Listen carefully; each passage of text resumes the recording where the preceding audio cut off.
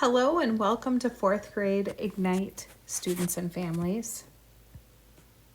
Our goals in Ignite are to provide challenge and choice for all learners in our classrooms. This is done through choice units and choice and creativity as well as flexibility within our assignments. We also aim to promote community and positive relationships among this group of students through the use of I statements, which are posted in our classrooms. The schedule for our day can be found at the bottom of every distance learning plan that comes to your child.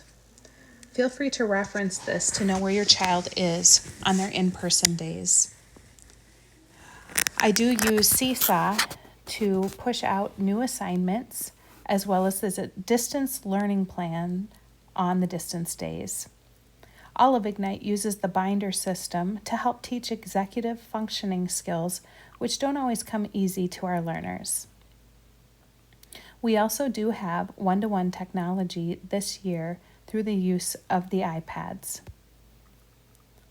In math, I do utilize a semi-flipped approach where even the in-person learners will watch a math video while taking notes as modeled in the video lessons.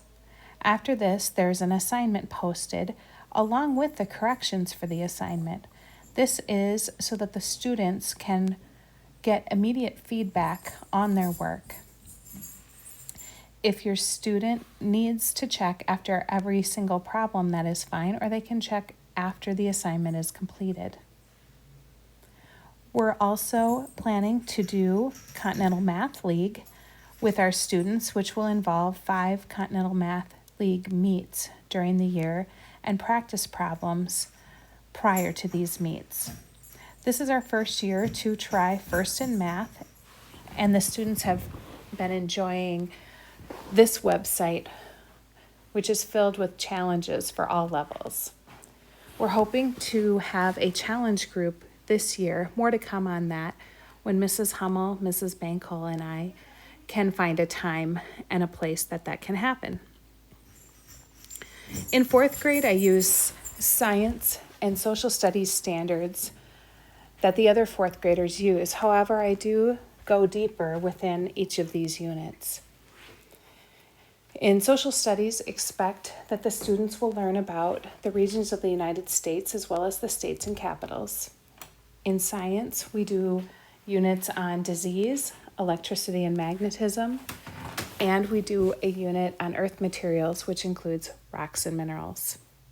For writing and language arts, we use the SEMAR system where students will write reflections based on focused questions. We will also do some combination writing pieces with science and social studies. And we will do content mini lessons in conjunction with SEMAR to teach grammar. I use a literary reflections unit that is geared towards gifted learners that uses examples and exemplars of deep poetry and literature, specially designed from the College of William and Mary for gifted learners. Almost every week we will do one Red Hot Root Words lesson, which teaches the students about prefixes, roots, and suffixes, which are based in Latin and Greek. For SEMAR, each quarter you can expect about 5 books read in different genres. This first quarter, however, we are paring that down since we have one less week in the quarter and are utilizing a new learning plan in the hybrid model. My expectations will be clearly laid out for students and parents in emails and assignments.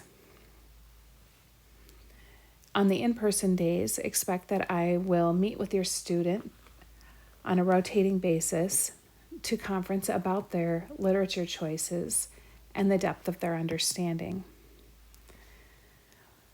Each text they read will promote vocabulary building as well as the rich texts that I provide. Vocabulary building is also done through Red Hot Root Words. The homework expectations in 4th grade are that you should expect no more than 30 to 60 minutes of homework per night on your in-person days. This is as long as your child has used their class time wisely. Please let me know if your student becomes encumbered with homework so that we can make a plan so that it doesn't become too overwhelming.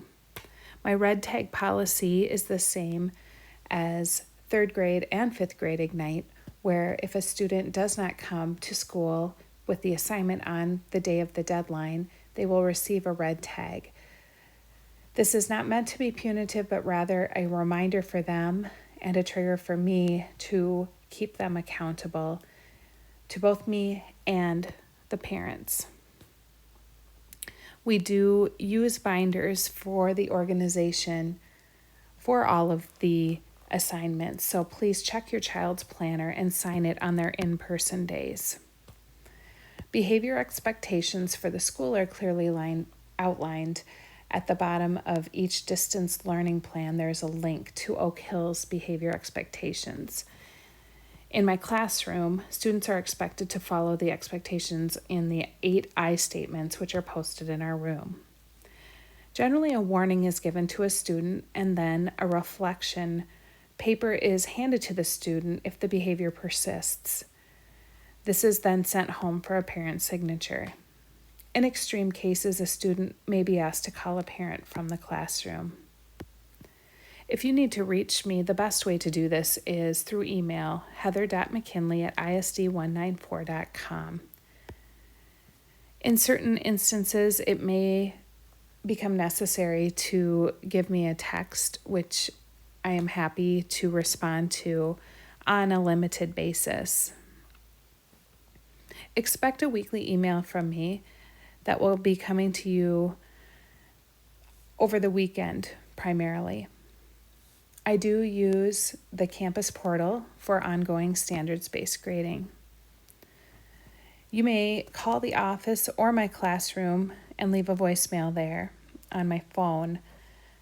More effective is an email if you need to reach me directly. I'm not always able to check email after 10:30 due to our class schedule.